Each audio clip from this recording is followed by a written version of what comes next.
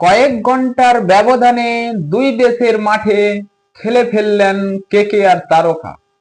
তিনি হলেন আর কেউ নয়, কেকেআরের অলরাউন্ডার আন্দ্রে রাসেল।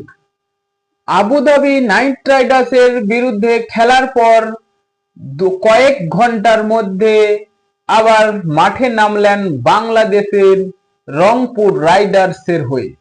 এক ঘন্টার মধ্যে দুদেশে দুটি টি-20 লিগ খেলে ফেললেন কেকেআরের এই অভিজ্ঞতা অলরাউন্ডার। রবিবার রাতে আবুধাবি লিগে নাইট রাইডার্সের হয়ে খেললেন এবং সোমবার সকালে আবার বিমানবন্দর থেকে এসে বাংলাদেশের বিরুদ্ধে অর্থাৎ বাংলাদেশের প্রিমিয়ার লিগে রংপুর রাইডার্সের হয়ে খেললেন আন্দ্রে রাসেল। কেকেআরের এই অলরাউন্ডার অর্থাৎ ম্যান পাওয়ার এই বিগ হিটারকে এবার খুব একটা ভালো ফর্মে নেই, কারণ এই দুটি টি-20 লিগ খেলার পর আমরা দেখতে পেয়েছি যে আন্দ্রে রাসেল খুব একটা ভালো ফর্ম দেখতে পাচ্ছি না।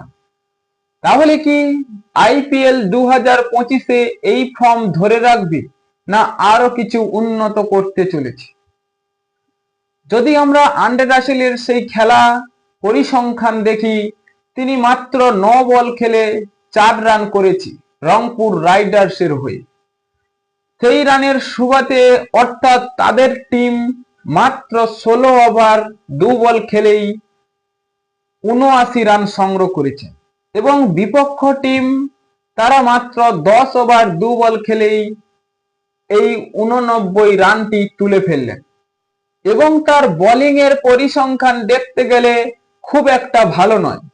তিনি 1 ওভার বল করে 14 রান দিয়ে দিয়েছেন এবং আবুধাবি নাইট রাইডার্সের হয়ে 1 বল খেলে অর্থাৎ 1 বল খেলেই 0 রানে আউট হয়েছেন West Indies allrounder Andre Rasel.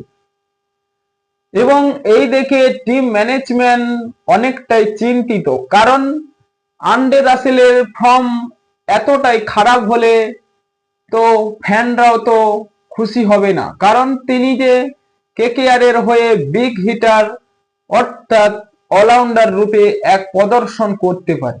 কিছুদিন ধরে দেখা যাচ্ছে আন্দ্রে রাসেল সেই চেনা ফর্মে আর নেই এবং টি-20 ম্যাচ খেলা হয়ে গেছে তার 10টি, সেখানে তার রান হয়েছে মাত্র 130 এবং তার স্ট্রাইক রেট যদি আমরা দেখি মাত্র 145 স্ট্রাইক রেটে ব্যাট করছি।